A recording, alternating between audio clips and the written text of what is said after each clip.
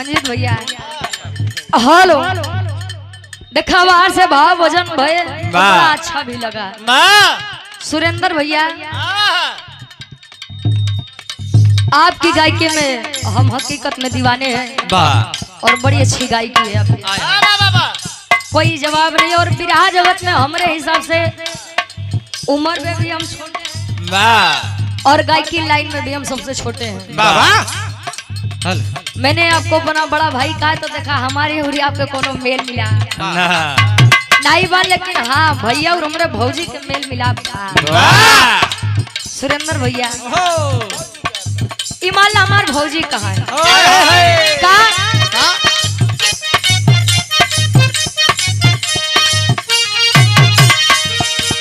हिले के पलंगिया ता रोज हिलता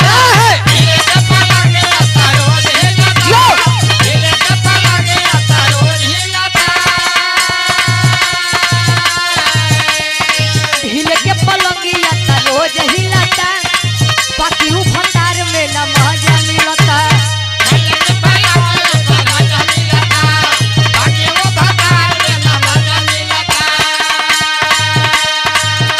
चौकी पहोत नहीं को सही से मिलनवा बोलम के बांगुड़ बाबेलनवा बोलम के बांगुड़ बाबेलनवा बोलम के बांगुड़ बाबेलनवा बोलम के बांगुड़ बाबेलनवा राजा के बांगुड़ बाबेलनवा बोलम के बांगुड़ बाबेलनवा बोलम के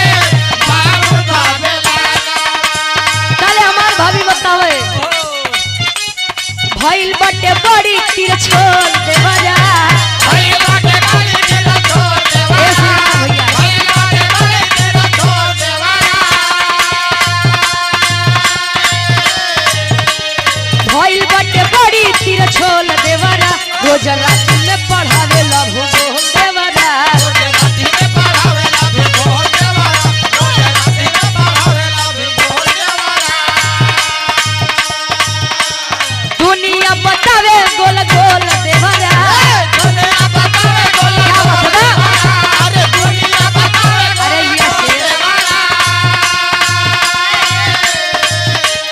दुनिया बतावे गोल गोल देवरा रोज रात में पढ़ावे ला भूगोल देवरा रोज रात में पढ़ावे ला भूगोल देवरा रोज रात में पढ़ावे ला भूगोल देवरा रोज रात में पढ़ावे ला भूगोल देवरा।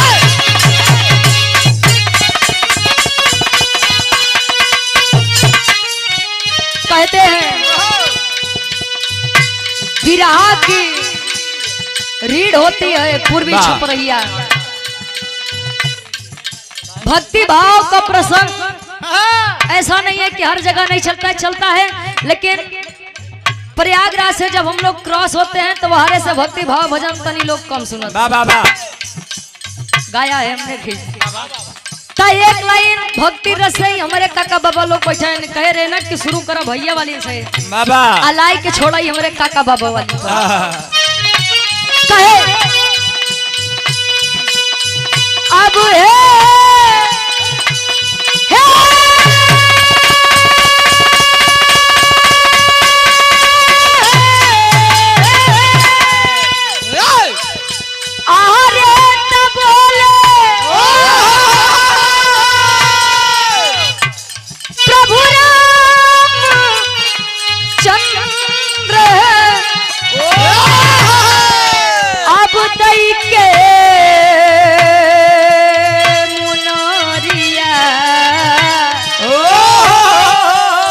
अरे हनुमत जल्दी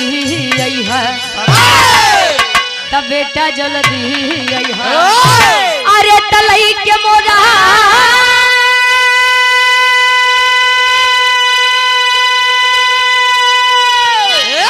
अरे तलई के मोरा अरे सिया के खबरिया हनुमत जल्दी आई है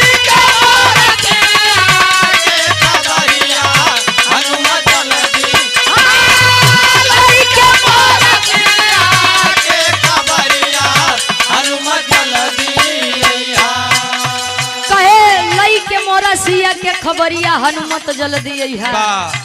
बारे बेटा बारे प्रेम समझावत है अपने पत्नी के वियोग में हनुमान जी के। और गार्जियन जी सुरेंद्र यादव जी, जिला पंचायत प्रत्याशी वार्ड नंबर 13, जोराई से 500 रुपया।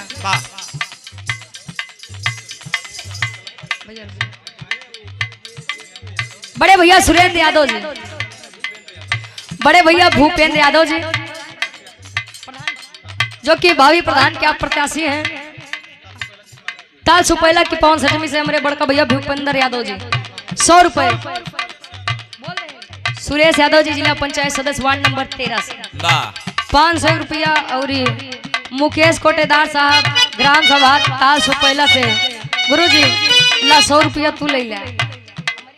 बड़ा मेहनत करत है। और एक गार्जियन जी ला मंजीत भैया, अनिल यादव भैया जी गलहिया से 100 रुपया आशीर्वाद के चारी। समझावत है 7 समुंदर पार रावण के देश में, 7 समुंदर पार रावण के देश में, 7 समुंदर पार रावण के देश में, ना जाने सिया मोरा होई है कवन भेष में हो, होई है कवन भेष में।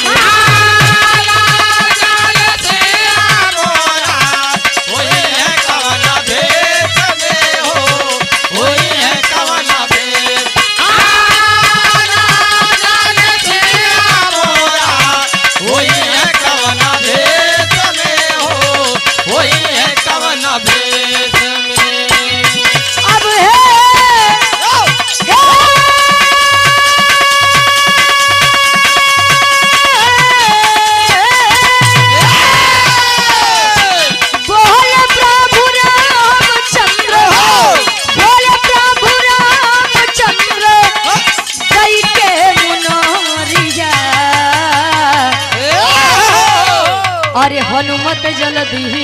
है, अरे तो हनुमत जल्दी है, अरे तलई के मोरा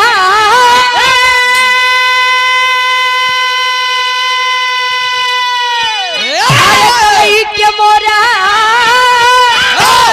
अरे सिया के खबरिया हनुमत जल्दी है।